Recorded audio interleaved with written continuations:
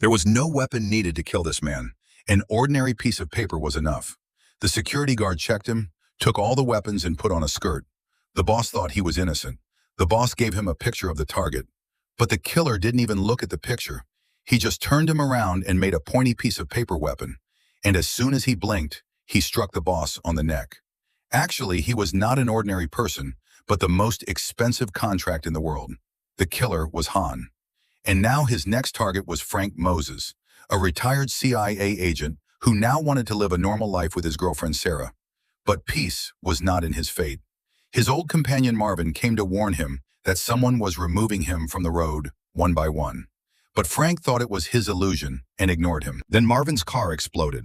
Frank thought Marvin was dead, but he felt something strange about the last rites. He quietly saw in Marvin's dead body that Marvin was still alive. Now Frank was convinced that Marvin had pretended to be dead so that he could escape the eyes of his enemies. Frank knew that now his next target would be him. That's why he wanted to run away with Sarah. But as soon as he came out, the CIA agents surrounded him. They wanted to know about the nuclear weapon called Nightshade from Frank. When Frank said he didn't know anything, he threatened to kill Sarah. He took Sarah to the gunpoint. As soon as he heard this, Frank got angry. He broke the table and ran away with his girlfriend. He went straight to find out what the Nightshade was. Marvin told him that it was a red mercury bomb made by a scientist named Dr. Bailey.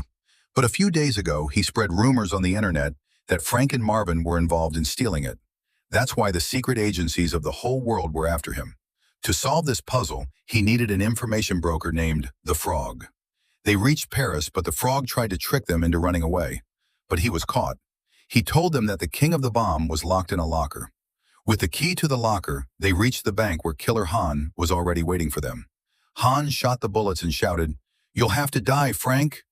But Frank and Marvin somehow managed to escape.